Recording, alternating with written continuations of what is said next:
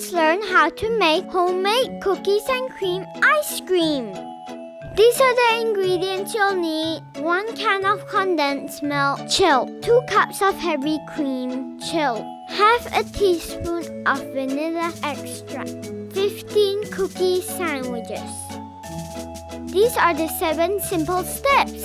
Roughly chop your cookie sandwiches and put them to the side for later. Whip up 2 cups of cream in a bowl by hand or ask the adult in your home to help with an electric mixer. Whip until stiff peaks form. Add half a teaspoon of vanilla extract into the cream mix. Slowly drizzle a can of condensed milk into the bowl of whipped cream and start stirring. Now add your chopped cookie sandwich into the bowl.